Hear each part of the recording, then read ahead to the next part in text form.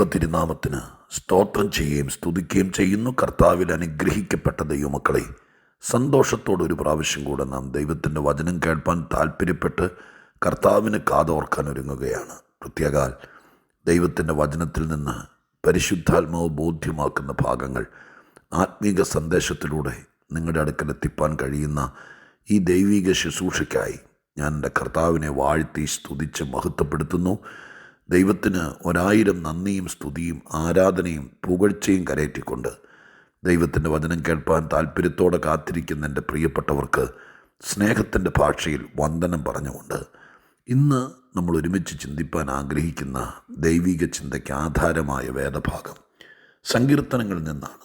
10-ാം സങ്കീർത്തനം 14-ാമത്തെ വാക്യം ഞാൻ നിങ്ങളെ വായിച്ചു കേൾപ്പിക്കാം. 10-ാം സങ്കീർത്തനം 14-ാമത്തെ വാക്യം: ദൈവം അത് കണ്ടിരിക്കുന്നു, തൃക്കൈ കൊണ്ട് പകരം ചെയ്യുവാൻ ദോഷത്തെയും പകയെയും അങ്ങ് നോക്കി കണ്ടിരിക്കുന്നു. അഗതി തന്നെത്താൻ നിങ്കൽ ഏൽപ്പിക്കുന്നു, അനാഥന് നീ സഹായിയാകുന്നു. പല കാര്യങ്ങൾ ചേർന്നതാണ് ഈ വാക്യം. എന്നാൽ ഈ വാക്യത്തിൻ്റെ പകുതിക്ക് ശേഷം ആ ഭാഗം നിങ്ങളെ ഒന്നുകൂടെ ഓർപ്പിക്കുകയാണ്. അഗതി തന്നെത്താൻ നിങ്കൽ ഏൽപ്പിക്കുന്നു, തന്നെത്താൻ ദൈവത്തിങ്കൽ ഏൽപ്പിക്കുന്നവർ. അഗതി എന്നത് ഹെൽപ്ലെസ്, സഹായിക്കാൻ ആരുമില്ലാത്തവർ, ഒരിടത്തുനിന്നും സഹായം കിട്ടാത്തവർ. അവരെയാണ് ബൈബിൾ മലയാളത്തിൽ അഗതി എന്ന് വിളിക്കുന്നത്.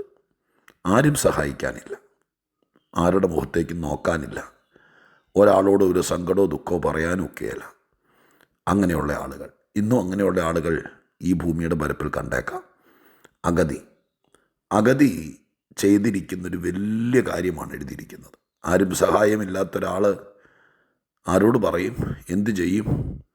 എന്നാൽ ഇവിടെ അഗതിക്ക് ചെയ്യാൻ പറ്റുന്ന, ആരും സഹായിക്കാനില്ലാതെ വരുമ്പോൾ ചെയ്യാൻ പറ്റുന്ന ഒരു കാര്യം, ആരും സഹായിക്കാനില്ലാത്തവരെന്ന് പറയുമ്പോൾ തീർത്തും ദാരിദ്ര്യരേഖയ്ക്കൊക്കെ ഒരുപാട് താഴെ കിടക്കുന്ന, ജോലിയും പണിയില്ലാത്ത ഒരാളാണെന്ന് വിചാരിക്കരുത്. എത്ര വലിയ ആളാണെങ്കിലും ചില സന്ദർഭത്തിൽ ആർക്കും സഹായിക്കാൻ പറ്റാതെയാകും. ദാനിയേലിനെ രാജാവ് വെയിലാറുന്നവരെ, സന്ധ്യ ആകുന്നവരെ സഹായിക്കാൻ വേണ്ടി ശ്രമിച്ചു, പക്ഷെ സഹായിക്കാൻ പറ്റിയോ? ചില സമയത്ത് എല്ലാവരുടെയും കൈകൾ താണു പോകും. ആര് സഹായിച്ചാലും ഒക്കുകയില്ല, ആരും ചിലപ്പോൾ സഹായിക്കാൻ മുമ്പോട്ട് വരികയില്ല, പലരും സഹായിക്കാൻ ശ്രമിച്ചാലും നടക്കുകയില്ല. അങ്ങനെ ഒരു പരിസ്ഥിതി ആർക്കും ഉണ്ടാകാം. അതിപ്പോൾ എത്ര വലിയ ആൾക്കും, രാജാവിനും ഉണ്ടാകാം, ഡോക്ടർക്കും ഉണ്ടാകാം, ഭരണാധികാരിക്കും ഉണ്ടാവാം, ആർക്കും ഉണ്ടാവാം. ചില വേളയിൽ ഹെൽപ്ലെസ് ആയിപ്പോവും, ആരും സഹായിക്കാൻ പറ്റാത്തൊരു സ്ഥിതി വരും. ആ സമയത്ത് ഈ അഗതിക്ക് ചെയ്യാൻ പറ്റുന്നൊരു കാര്യമാണ് ഈ ബൈബിളിൽ എഴുതിയിരിക്കുന്നത്. തന്നെത്താൻ ദൈവത്തിങ്കൽ ഏൽപ്പിച്ചു, തന്നെ ദൈവത്തിന് കൊടുത്തു. അതാണ് ഈ വാക്കിൻ്റെ അർത്ഥം. ഞാൻ ഇച്ചിരിയുടെ വിശാലമായി പറയാം. എന്നെ കേൾക്കുന്ന പ്രിയപ്പെട്ടവരെ, ഒരഗതിയാകുന്നവരെ നാം കാത്തിരിക്കണ്ട. അങ്ങ് ആരും സഹായിക്കാനില്ലാതെ അങ്ങ് അവയവങ്ങളൊക്കെ പഴുത്ത് ഇനിയിപ്പോൾ ഒന്നും ചെയ്യാനില്ല, മരുന്ന് വയ്ക്കുകയില്ല, ഇനി ആരൊക്കെ സഹായിച്ചാലും രക്ഷപ്പെടുകയല്ല എന്നൊരു പരിസ്ഥിതി ഇവനെ നോക്കിയിരിക്കണ്ട. നമ്മളിപ്പോൾ ആരോഗ്യത്തോടെ നടക്കുന്നു, മക്കളും പിള്ളേരൊക്കെ കൂടെയുണ്ട്, ആരെങ്കിലും വിളിച്ചാൽ ഓടി വരാൻ ആളുണ്ടൊക്കെ ഉണ്ട്. എന്തു ആയിക്കോട്ടെ, നാം നമ്മെ തന്നെ ആരെയാണ് ഏൽപ്പിച്ചിരിക്കുന്നത്? പല കാര്യങ്ങളും നമ്മൾ സൂക്ഷിക്കാൻ വേണ്ടി പലരുടെയിൽ ഏൽപ്പിച്ചിട്ടുണ്ട്. ഇപ്പോൾ സ്വർണം ലോക്കറിൽ വെച്ചിട്ട് വിദേശ രാജ്യത്ത് പോകുന്ന ആൾക്കാരുണ്ട്. ബാങ്ക് ആ സിസ്റ്റം ചെയ്തു തന്നിട്ടുണ്ട്. അപ്പോൾ നമുക്ക് എല്ലാം വീട്ടിൽ വെച്ചിട്ട് പോകണ്ട, അതെല്ലാം കൂടി ബാങ്കുകാരെ ഏൽപ്പിച്ചിരിക്കുക. അവരത് സൂക്ഷിച്ചോളും, അവരുടെ ഉത്തരവാദിത്വത്തിലാണ്. തിരിച്ചു വരുമ്പോൾ താക്കോലും കൊണ്ട് പോയി തുറന്നു നോക്കാം, എല്ലാം അവിടെ ഉണ്ടോയെന്ന് നോക്കാം. അതിന് തുച്ഛമായ എന്തോ ഒരു ഫീസ് അടച്ചാൽ മതി. നമുക്ക് വിലയേറിയതെല്ലാം ഏൽപ്പിച്ചിട്ട് പോകാൻ പറ്റുന്ന സംഭവമുണ്ട്. കുഞ്ഞുങ്ങളെ ബേബി സിറ്റിങ്ങിന് ഇരുത്തിയിട്ട് പോകത്തില്ലേ, രാവിലെ ജോലിക്ക് പോകുമ്പോൾ അവരെ ഏൽപ്പിച്ചിരിക്കുക. അങ്ങനെ ഓരോന്ന് വളർത്തുമൃഗങ്ങളെ വീട്ടിൽ യാത്ര പോകുമ്പോൾ വിദേശത്തുനിന്ന് ഇതുപോലെ ഏൽപ്പിക്കാൻ പറ്റിയ സ്ഥലമുണ്ടെന്ന് പറയുന്നു. ഇങ്ങനെയൊക്കെ ഏൽപ്പിക്കാൻ പറ്റുന്ന സാഹചര്യവും സ്ഥലമുണ്ട്. പക്ഷെ ഇവിടെ നാം നമ്മെ തന്നെ സർവശക്തനായ ദൈവത്തെ ഏൽപ്പിച്ചിരിക്കുന്നു എന്ന വാക്ക് ഒരു ഭംഗിവാക്കായി കാണാതെ, ഒരു സാധാരണ വാചകമായി കാണാതെ നിങ്ങളതിൻ്റെ ഉള്ളറകളിലേക്ക് ഊളിയിട്ട് ഇറങ്ങിയിട്ട് ചിന്തിച്ചു നോക്കി. എന്നെ ഞാൻ ആരെങ്കിലും ഏൽപ്പിച്ചിട്ടുണ്ടോ? നാം നമ്മെ തന്നെ മനഃപൂർവ്വമായി ചെയ്യുന്നൊരു കാര്യം അത്. ഈ ലോകത്തിൽ പല ആളുകളും വശീകരിച്ചും വക്രിച്ചും സ്നേഹം നടിച്ചും ഒക്കെ നമ്മളെ തട്ടിയെടുക്കുന്ന രീതിയുണ്ട്. ഈ പിള്ളേർക്കൊക്കെ പറ്റുന്ന ഏറ്റവും വലിയ സ്ഥിതി അതല്ലേ. അവരെ പഠിക്കാൻ പോയ കാലത്ത് കണ്ണും കൈയൊക്കെ കാണിച്ച് മറ്റു പലതും ഓഫർ ചെയ്ത് വശീകരിച്ച് വളച്ചെടുത്ത് അവൻ്റേതാക്കി തീർത്ത്. എത്രയോ അമ്മമാർ നെഞ്ചത്ത് തല്ലി കരഞ്ഞിട്ടുണ്ട്. എൻ്റെ കുഞ്ഞിനെ അവൻ ചതിച്ചു, അവൻ അതിനെ കൊണ്ട് പോയി. അത് വശീകരിച്ചും വളച്ചും ചില ആളുകൾ എടുക്കുന്നത്. ഇത് നാം തന്നെ നമ്മളെ ആർക്കെങ്കിലും കൊടുത്തിട്ടുണ്ടോ? മാനുഷികമായതും ഭൗതികമായതും ഒക്കെ വിട്, അതൊക്കെ വിട്. ഇവിടെ ദൈവികമായിരിക്കുന്ന കാര്യത്തിലേക്ക് വാ. പണ്ടത്തെ കാലത്ത് എൻ്റെ ഓർമ്മയിലുണ്ട്, ഈ പിള്ളേരൊക്കെ ജനിക്കുമ്പോൾ എന്നും രോഗവും ചൊറിയും കരപ്പനും ഒക്കെ ഉള്ള കാലത്ത് അടിമ വയ്ക്കുക എന്ന് പറയും. പ്രായമുള്ളവർക്ക് മനസ്സിലാകുമായിരിക്കും. ഏതെങ്കിലും മൂർത്തിഭാവത്തിന്, ഏതെങ്കിലും ആരാധനാമൂർത്തിക്ക്, ആ സങ്കല്പത്തിന് കൊണ്ടുപോയി അടിമ വയ്ക്കുക. ഞാൻ നിൻ്റെ അടിമയാണ്. അതിന് ചില ചിഹ്നങ്ങളൊക്കെ ചിലപ്പോൾ ശരീരത്തിൽ കാണുകയും ചെയ്തേക്കാം. അവർ തന്നെ അത് രീതിയിൽ ചെവി തുളയ്ക്കുന്ന അങ്ങനെ എന്തൊക്കെയോ കാര്യങ്ങളൊക്കെ. അതിലേക്ക് ആഴമാട്ടി ഞാൻ ഇറങ്ങാൻ ആഗ്രഹിക്കുന്നില്ല.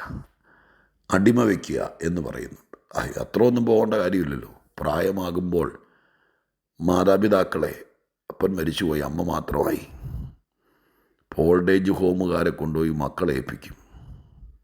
അമ്മ അവിടെ ഏൽപ്പിച്ചിരിക്കുക. മാസം മാസം കൊടുക്കും. അങ്ങനത്തെ സ്ഥിതിയെ കണ്ടല്ലേ. ചിലപ്പോൾ അതും വേണ്ട. 5 മക്കളുള്ള വീട്ടിൽ അപ്പനെയും അമ്മയും പ്രായമാകുമ്പോൾ ഇളയ ആളെ തറവാട്ടിൽ ആര് താമസിക്കുന്നോ അവരെ ഏൽപ്പിച്ചിരിക്കുക, ചേട്ടനുമൊക്കെ. എന്നിട്ട് അപ്പനെ കുടിപ്പിച്ചതൊത്തോ, പിന്നെ എണ്ണ മേടിച്ച് കൊടുക്കുന്നുണ്ടോ, ഇപ്പം കിടന്ന കിടപ്പാണെങ്കിൽ പുറം പൊട്ടുന്നുണ്ടോ, പൊട്ടുവാണെങ്കിൽ മൂത്തവരുടെ ഭാര്യ അവരൊക്കെ വന്നിട്ട് ഈ വീട്ടിലുള്ള വഴക്കുണ്ടാക്കും. അപ്പനെ നോക്കിയില്ല. കാരണം അവരെ ഏൽപ്പിച്ചിരിക്കുക എല്ലാവരും കൂടെ. അവരെല്ലാം കൂടി ഒരാൾ പഞ്ഞി മേടിച്ച് കൊടുക്കും, മറ്റുള്ളവർ കിടക്ക മേടിച്ച് കൊടുക്കും. അങ്ങനെയൊക്കെ ഒരു സ്ഥിതി. എല്ലാം ഇതൊക്കെ അണ്ടർസ്റ്റുഡാണ്, ഇതൊക്കെ നടക്കുന്ന കാര്യമാണ്. അതൊക്കെ വിട്. ഞാനിതൊക്കെ ഈ കാര്യം ഒന്ന് തെളിച്ചു കൊണ്ടുവരാൻ വേണ്ടി ഇത് പറയുന്നുള്ളൂ. പക്ഷേ എന്നെ കേൾക്കുന്ന പ്രിയപ്പെട്ടവരെ, ഇത് കേൾക്കുമ്പോൾ നിങ്ങൾ അഗതിയാണെങ്കിലും സമ്പന്നനാണെങ്കിലും ആരാണെങ്കിലും ഈ ഒരു കാര്യം ഇന്നൊന്ന് ഈ വാക്യത്തെ മുമ്പിൽ നിർത്തിക്കൊണ്ടൊന്ന് ചിന്തിക്കുന്നത് അതീവമായിരിക്കുന്നൊരു അനിവാര്യ വിഷയമാണെന്ന് പരിശുദ്ധാത്മപ്രേരിതനായി ഞാൻ നിങ്ങളെ ഓർപ്പിക്കുക. എന്താണത്? അഗതി തന്നെത്താൻ ദൈവത്തെ ഏൽപ്പിച്ചിരിക്കുന്നു. എൻ്റെ വസ്തുവും വകയും കാറും ഒന്നും റോട്ടിൽ കിടക്കുമ്പോൾ വണ്ടി വേറെ എങ്ങും തട്ടാതെ മാലാഖമാരെ വിട്ട് സൂക്ഷിച്ചേക്കണേ എന്ന് പറഞ്ഞ് വണ്ടി ഏൽപ്പിക്കുകയല്ല, വസ്തുവും ഭൂമിയും വരെ ഏൽപ്പിക്കുകയല്ല. നാം നമ്മെ തന്നെ ഏൽപ്പിക്കുക. ആയുസ്സിൻ്റെ മധ്യത്തിൽ ഇന്ന് വരെ നാം അത് ചെയ്തിട്ടില്ലെങ്കിൽ ഇന്ന് എന്തുകൊണ്ടത് ചിന്തിച്ചുകൂടാ? അതിനാണ് സമർപ്പണമെന്ന് പറയുന്നത്. നമ്മൾ ഈ എന്താ പറയുക, പെരകൂദാശ എന്നൊക്കെ പറയുന്ന ഭാഷയുണ്ടല്ലോ, അല്ലെങ്കിൽ വീട് സമർപ്പണം. വണ്ടി പ്രാർത്ഥിക്കാൻ വേണ്ടി കൊണ്ടുവരും, ഇന്നരൊക്കെ സമർപ്പിച്ച് പ്രാർത്ഥിക്കാൻ ദൈവത്തെ ഏൽപ്പിക്കുക എന്നൊരു സാങ്കല്പികമായിരിക്കുന്ന ഒരു ചിന്താഗതിക്കകത്താണ്, സാങ്കല്പികമല്ലാതെ അങ്ങനെ സമർപ്പണതമായിരിക്കുന്ന ചിന്താഗതിക്കകത്താണ് പ്രാർത്ഥിക്കുന്നത്. ഇതൊക്കെ ഒരു ദൈവദാസൻ്റെ കയ്യിൽ കൊടുത്തിട്ട് അദ്ദേഹത്തിൻ്റെ ശുശ്രൂഷകളിൽ കൂടെ നടക്കുന്നതാണ്. പക്ഷെ അതൊന്നുമില്ലാതെ തന്നെത്താൻ ദൈവത്തെ ഏൽപ്പിക്കുന്ന ഒരു പ്രവണതയുണ്ട്. ഇനി നിങ്ങൾ ചിന്തിച്ചു നോക്കുക. എന്നെ ഞാൻ ദൈവത്തിന് കൊടുത്തു. എനിക്ക് ആരും സഹായിക്കാനില്ല. എനിക്കെൻ്റെ ശരീരം ക്ഷീണിക്കാം, എൻ്റെ മനസ്സ് തളരാം, എനിക്കെതിരെ വല്ലാത്ത പ്രതിസന്ധികൾ നേരിടാം. ഈ സമയത്ത് ഒറ്റ മനുഷ്യൻ തിരിഞ്ഞു നോക്കാനില്ലാത്തൊരു സാഹചര്യം എനിക്കുണ്ടാകാം. അങ്ങനെ ഒരു പരിസ്ഥിതിയൊക്കെ വരുമ്പോൾ വരത്തില്ലെന്നൊന്നും ആർക്കും പറയാൻ പറ്റില്ല കേട്ടോ, വരാം.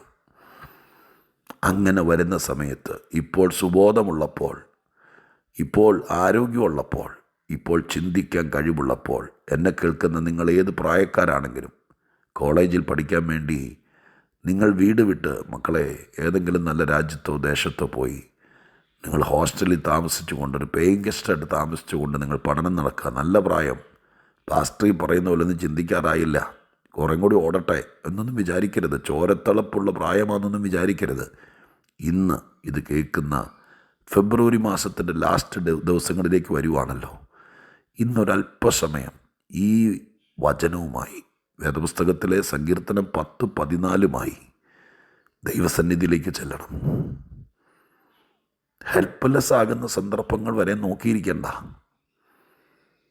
ദൈവത്തോട് പറയണം, അപ്പാ, ഇപ്പം ഞാൻ വന്നത് എന്നെ തന്നെ അങ്ങേ ഏൽപ്പിക്കാനാണ്.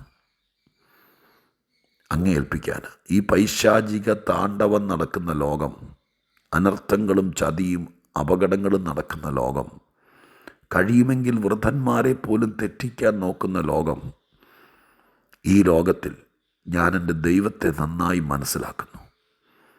ഞാൻ എന്നെ തന്നെ അങ്ങയെ ഏൽപ്പിക്കുകയാണ്. മനഃപൂർവ്വമായി ദൈവസന്നിധിയിലിരുന്ന് ദൈവത്തെങ്കിലേക്ക് നോക്കി പറഞ്ഞാൽ, ഇന്നെൻ്റെ പ്രിയപ്പെട്ടവരെ, കർത്താവ് നമ്മളെ അങ്ങ് ഏറ്റെടുക്കുമെന്ന്. ഈ ദൈവം അങ്ങ് ഏറ്റെടുക്കും. ഏൽപ്പിച്ചു എന്നവിടെ ഒരു പ്രയോഗം അങ്ങ് ഉറപ്പിച്ചിരിക്കുകയല്ലേ. അത് പ്രാക്ടിക്കലായി കഴിഞ്ഞ വിവരമല്ലേ പറയുന്നത്. സഹോദരങ്ങളെ, നിങ്ങൾക്ക് നിങ്ങളെ തന്നെ ദൈവത്തെ ഏൽപ്പിക്കാമോ? അതിനാണ് നാം സമർപ്പണം എന്നൊക്കെ പറയുന്നത്. മറിയ ദൂതൻ വന്ന് സംസാരിച്ച് കഴിഞ്ഞപ്പോൾ അവസാനത്തെ വാചകം നിങ്ങൾ ഓർക്കുന്നോ? ലൂക്കോസിൻ്റെ സുവിശേഷത്തിൽ വാചകം എങ്ങനെയാണ്? ഇതാ ഞാൻ നിൻ്റെ ദാസി, നിൻ്റെ ഇഷ്ടം പോലെ എനിക്ക് ഭവിക്കട്ടെ. അതാണ് അവളെ തന്നെ ഏൽപ്പിച്ചു. കല്യാണ നിശ്ചയം കഴിഞ്ഞിരിക്കുന്ന മണവാട്ടിപ്പെണ്ണാന്ന്. ആ സമയത്ത് കർത്താവിനോട്, ദൈവത്തോട് പറഞ്ഞു, അപ്പാ, നാളുകളിൽ എന്താ സംഭവിക്കാൻ പോകുന്നതെന്നറിയില്ല. എൻ്റെ ഉള്ളിൽ ക്രിസ്തു ഉരുവാകാൻ പോവാന്ന് ദൂതം വന്ന് പറഞ്ഞത്. കല്യാണ നിശ്ചയം കഴിഞ്ഞിരിക്കുക. പുരുഷനെ അറിയാത്ത ഞാൻ ഇതൊക്കെ എങ്ങനെ നടക്കുമെന്ന് ചിന്തിച്ചിട്ട് എൻ്റെ തലയ്ക്കകത്ത് ഒന്നും കയറുന്നില്ല. പക്ഷെ ഞാനൊരു കാര്യം ചെയ്യാം, ഞാൻ എന്നെ തന്നെ അങ്ങേക്ക് തരാം. അങ്ങനെ മറിയെ ദൈവത്തിന് കൊടുത്തു. അതോടെ ചരിത്രം മാറിയില്ലേ? പിന്നെ ദൈവമല്ലേ കൺട്രോൾ ചെയ്യുന്നേ. യോസേപ്പ് ഉപേക്ഷിക്കാനൊക്കെ വിചാരിച്ചപ്പോൾ ദൈവം എന്ത് പറഞ്ഞു? അനങ്ങിപ്പോകരുത്, ഇവളെ വിവാഹം കഴിച്ചേ പറ്റൂ. ഓരോ ചുവടുകളും ഓരോ നടത്തിപ്പുകളും ദൈവത്തിൻ്റെ നിയന്ത്രണത്തിലും ദൈവത്തിൻ്റെ സംവിധാനത്തിലുമായി മാറിയില്ലേ? ഇന്ന് ഏത് പ്രായക്കാരാണെങ്കിലും നമ്മൾ പ്രാർത്ഥിച്ചിട്ടുണ്ട്, ഉപവസിച്ചിട്ടുണ്ട്. ഈ പരിപാടി ചെയ്തിട്ടുണ്ടോ? ചുമ്മാ കേട്ടിട്ട് ആമീൻ പറഞ്ഞു നിർത്തരുത്. സത്യസന്ധമായിട്ടും ഈ ദൂതിൻ്റെ മുമ്പിൽ നിങ്ങൾ പ്രതികരിക്കണം. ഞാൻ എൻ്റെ ആയുസ്സിൽ എന്നാണ് എന്നെ തന്നെ ദൈവത്തിന് ഏൽപ്പിച്ചത്, ദൈവത്തിന് കൂടെ. അങ്ങനെ ഒരു ദിവസം ഓർക്കാൻ പറ്റുമോ? ഓർക്കാൻ പറ്റുന്നില്ലെങ്കിൽ നിങ്ങളത് ചെയ്തിട്ടില്ലെന്നർത്ഥം.